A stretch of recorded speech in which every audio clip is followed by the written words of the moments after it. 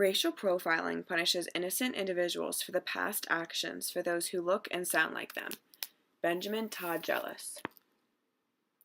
American society has to acknowledge the problem of racial profiling and work to change it so that stereotypes can stop affecting how people see certain crimes and sabotaging people of color from their goals. In The Adventures of Huckleberry Finn, Huck, a young boy who escapes from his abusive father, and Jim, a slave who runs away because he hears he is soon going to be sold to an unspeakable owner, find themselves in a similar dilemma. Huck and Jim form a team to escape their lives, although Huck is uncertain because Jim is a runaway. Huck and Jim entail on an adventure to try and reach the Free States and learn to trust and rely on each other, overcoming their differences. Right as it seems, Huck and Jim can finally rely on each other. They are split up by a crash with a steamboat. Soon after they reconnect, they meet two con men who go by the Duke and the Dolphin. These men cannot be trusted and sell Jim to a farm. When Huck realizes that the family that buys Jim is Tom Sawyer's, Huck's friend from back home, Huck goes along with it and makes a plan to help Jim escape. Tom, who pretended to be Huck's brother, comes for a visit to his aunts and revealed that Jim is now a free man due to Miss Watson's death, and Huck has nothing to fear because his father has died. Huck decides to head west for a new life. Mark Twain was anti-racism and anti-slavery. This is shown through a strong bond between a young white boy and an African American in a time of segregation, as well as Twain's life. Twain's family had slaves growing up, but he did not see a way to justify the enslavement of men based on the color of their skin. Twain grew up to be a defender of slaves' freedom. When Huck and Jim are traveling down the river, Huck knows that Jim is so close to being free and feels slightly guilty. He decides to turn him in, but Jim says, "Huck, you is the best friend Jim's ever had." Soon after, Huck meets two slave catchers, and Huck lies to them, saying, "It's Pap that's there, and maybe you'd help me tow the raft to shore where the light is? He's sick." This saves Jim.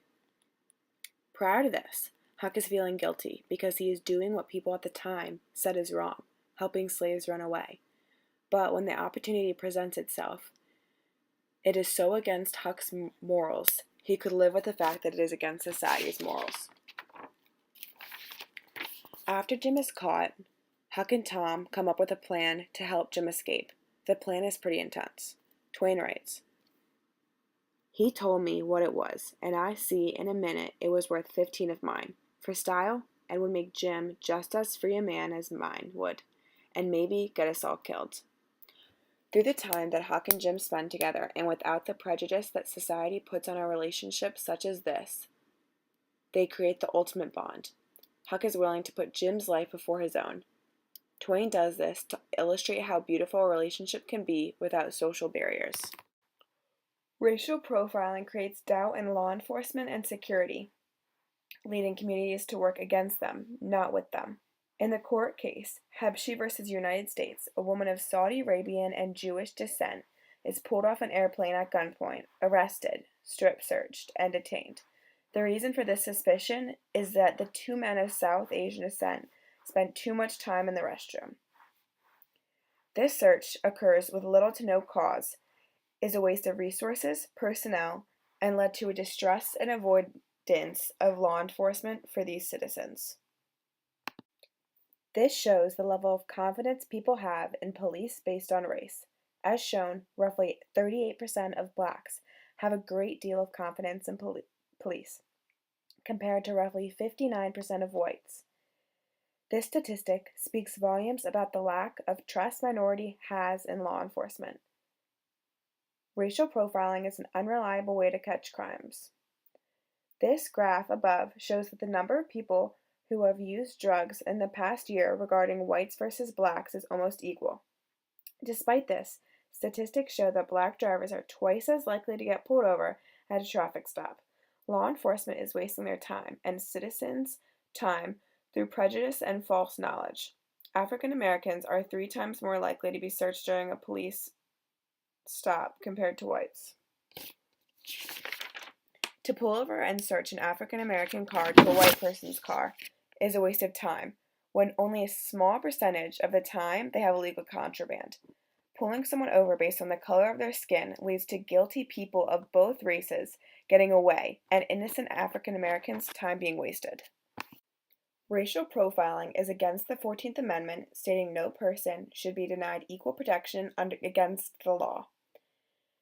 Statistics show that the probability of being black, unarmed, and shot is about 3.49 more likely than being white, unarmed, and shot. Judging someone by the color of their skin does not catch criminals. Good cops who have been trained well and are confident in the future of society and bettering society do. It's not okay that more people are shot because of the color of their skin,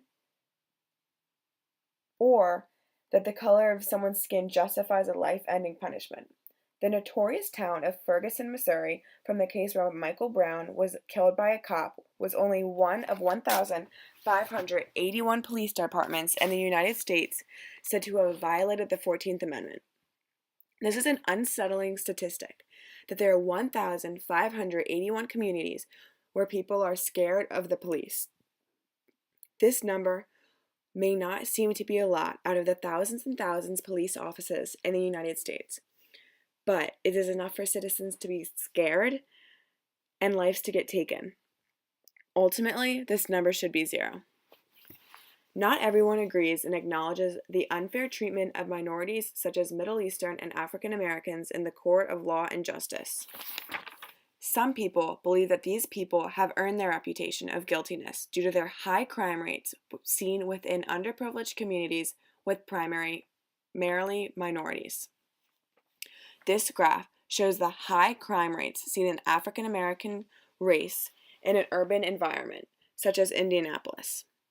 This contributes that the stereotypes put on African American communities and being guilty of a high number of crimes.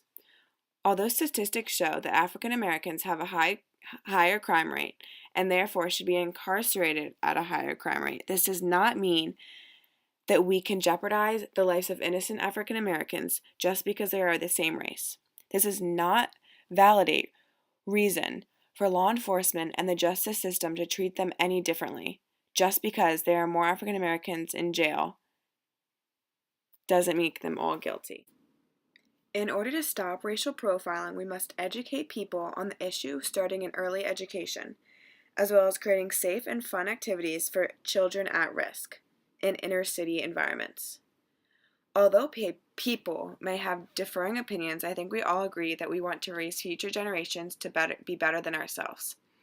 No person, African American, Muslim, Middle Eastern, Mexican, or white, should ever be accused of something solely based on their race. All people, regardless of their race or religion, should have equal treatment and opportunity without the thought of their race affecting their innocence. The elimination of racial prejudice would lead to everyone feeling more heard, a boost of morale nationwide, and the opportunity for great people to put their minds together and find a better way to catch criminals. It is time for people to truly be seen beyond the color of their skin.